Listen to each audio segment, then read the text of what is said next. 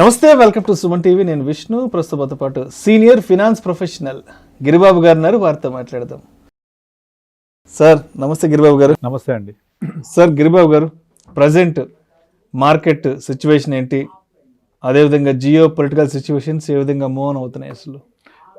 Present మీరు చూస్తే last Friday నాడు జపాన్ వాళ్ళ యొక్క ఇంట్రెస్ట్ రేట్స్ని 0 నుంచి 0.25 పెంచింది. గతం ఇక్కడ నుంచి ట్రిగ్గర్ స్టార్ట్ అయింది. ఫస్ట్ ఇంట్రెస్ట్ రేట్స్ పెరగడంతో ఒకే రోజు జపాన్ మార్కెట్స్ దగ్గర 12.5% పడ్డాయి ఒకే రోజు. దానికి ముందు 2 రోజులు 5% మొత్తం ఒక 3 డేస్లో 24% జపాన్ మార్కెట్ పడింది. వాళ్ళ మార్కెట్ యాక్చువల్లీ చెప్పాలంటే లాస్ట్ 30 ఇయర్స్లో 1990 నుంచి 2020 వరకు 30 ఇయర్స్లో వాళ్ళ పర్ఫార్మెన్స్ 0, పెరిగింది ఏమీ లేదు. వాళ్ళ పెరిగిందంతా కూడా ఈ లాస్ట్ 4-5 ఇయర్స్లో విపరీతంగా పెరిగింది జపాన్ మార్కెట్. ఆ పెరిగిందంతా కూడా కేవలం 3 డేస్లోనే తగ్గింది. సో అంత వాలటాలిటీని క్రియేట్ చేసింది ఏది, జపాన్ ఇంట్రెస్ట్ రేట్ హైక్ చేయడం. దీనివల్ల ఏమైందంటే ఎమర్జింగ్ ఈ డెవలప్డ్ మార్కెట్స్ దగ్గర దాదాపుగా ఒక $20 లక్షల కోట్ల ఫండింగ్ ఉంది జపాన్ నుంచి. ఇదంతా కూడా ఒకసారి ఇంట్రెస్ట్ రేట్స్ పెరిగేసరికి ఎగ్జిస్టింగ్ లోన్స్ కాస్ట్ అయితే ఫ్యూచర్ లోన్స్ కాస్ట్ పెరిగిపోతుంది. మరి ఇదంతా డబ్బులు ఎక్కడి నుంచి తీస్తారు? ఎమర్జింగ్ మార్కెట్స్ నుంచి తీస్తారు. దీని తోడుగా ఇజ్రాయెల్ హమాస్ లీడర్స్ని చంపేసరికి అక్కడ కూడా war kind of situation trigger అయింది. సడన్గా మన పక్కన బంగ్లాదేశ్లో ఇంటర్నల్ వార్ స్టార్ట్ అయిపోయింది, సంక్షోభం వచ్చింది. వాళ్ళ ప్రెసిడెంట్ ఇమీడియట్ ఇండియాకి పారిపోయి వచ్చేసారు. సో ఒక్కసారి ప్రపంచం అంతా అల్లకల్లోలం అయిపోయింది. దీనికి తోడు ఆల్రెడీ లాస్ట్ 6 months నుంచి రెసెషన్ ఇన్ యూఎస్ఏ గట్టిగా వినపడుతుంది మనకు. సో ప్లస్ ఎప్పుడు లేనిది వాళ్ళ ప్రెసిడెన్షియల్ క్యాండిడేట్ తప్పుకున్నాడు బరిలో నుంచి, కొత్త క్యాండిడేట్ కమలా హ్యారిస్ వచ్చింది. సో ఇట్లా చేంజ్ అవ్వడం ఎప్పుడు లేదు వాళ్ళ దగ్గర కూడా. సో అక్కడ రెసెషన్ గట్టిగా వినపడుతోంది. ఇంట్రెస్ట్ రేట్స్ విపరీతంగా పెరిగాయి. నాకు నిన్న ఒక క్లయింట్ కాల్ చేశాడు, నాకు అర్జెంటుగా మనీ కాల్ విత్డ్రా చేస్తా అని. మీరు యూఎస్లో ఉన్నారు కదా, ఏమన్నా లోన్ తక్కువ తీయకపోయారంటే ఇక్కడ personal loan present more than 15% ఉంది అని చెప్తున్నాడు. Personal loan 15%. This is fact. మీరు ఏమైనా ఫ్రెండ్స్ ఉంటే అడగండి అమెరికాలో. ఇండియాలో లేదు 15%. అంత పెరిగిపోయింది interest rates. So interest rates పెరగడం అనేది ప్రపంచం మొత్తాన్ని అంత ఇచ్చేస్తోంది. అయితే ఇక్కడ మనం గమనించాల్సింది ఏంటంటే మన మార్కెట్లు పడుతున్నాయి కదా. అయితే చాలామంది నాకు కాల్ చేసి మార్కెట్స్ పడుతున్నాయి కదా, యుద్ధం వచ్చేట్టుగా ఉంది, యుద్ధం వస్తే ఎట్లా ఇదని చెప్తున్నారు. అదంతా కూడా ఇండియాకి సంబంధం లేని వార్ ఇదంతా. ఇండియా మెల్లమెల్లగా ప్రపంచంతో డీలింక్ అయిపోతుంది.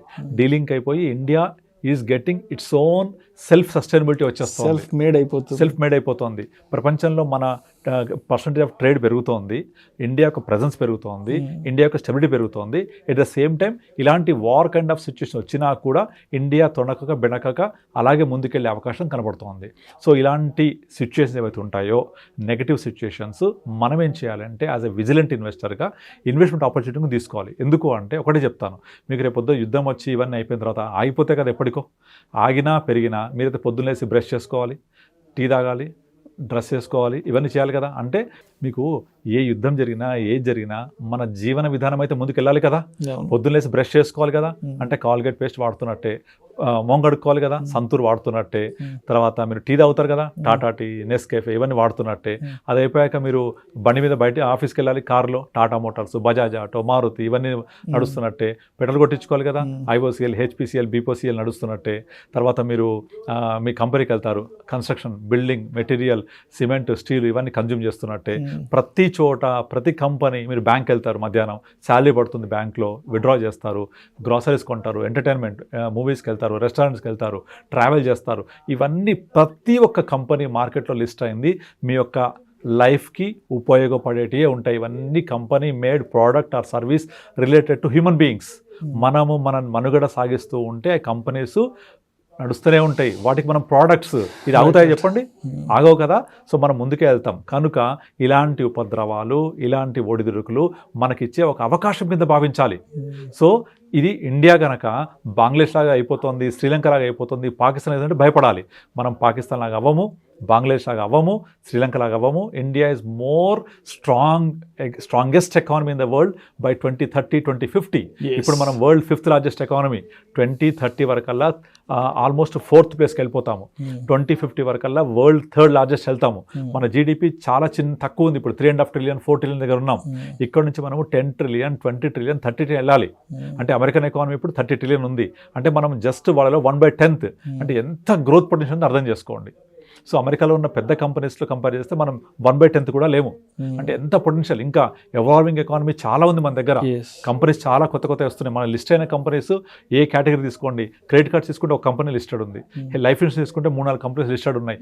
ఎన్ని రావాలా మార్కెట్లోకి, ఎంత ఎక్స్పాన్షన్ ఉంది మార్కెట్. కనుక రాబోయే నెక్స్ట్ 10 years ఈజ్ ఇండియాస్, రాబోయే next 15 years Indian ticket. So మన పిల్లలు అడ్వాన్స్ కంట్రీలో ఉంటారు, దట్ ఈజ్ ఇండియా. ఇవన్నీ ఆపర్చునిటీస్ ఫర్ యూ. ఇప్పుడు కొంతమంది చెప్తుంటారు, మా నాన్న కనుక గచ్చిబౌలిలో ల్యాండ్ కొని ఉంటే ఇవాళ నా పరిస్థితి ఇంకోలాగా ఉంటుందని. బట్ గచ్చిబౌలిలో ల్యాండ్ కొనలేదు, మీరు మిస్ అవ్వలేదు. అలాంటి మరో ఆపర్చునిటీ ఇప్పుడు దొరికింది మీకు ఇండియన్ మ్యూచువల్ ఫండ్స్ ఇన్వెస్ట్ చేయడానికి. So this is nothing but 25 years back గచ్చిబౌలిలో ఇన్వెస్ట్ చేస్తే ఎంత పెరిగేదని అనుకుంటున్నారో, మళ్ళీ 25 yearsలో అంతకంటే ఎక్కువ పెరుగుతుంది ఇప్పుడు ఇన్వెస్ట్ చేస్తే. కనుక మళ్ళీ ఆపర్చునిటీ మీ చేతిలో మీ ముందుకు వచ్చింది. ఈ ఒడిదుడుకుల్ని మీరు ఇది గ్లోబల్ రెసెషన్, గ్లోబల్ ప్రాబ్లమ్ అని చూడకుండా ఇండియా ఇస్తున్న ఆపర్చునిటీ అనుకోండి. Come and participate India growth story. You will be landed in the fantastic world that is India. జై హింద్ గిరిబాబు గారు. థ్యాంక్ యూ అండి.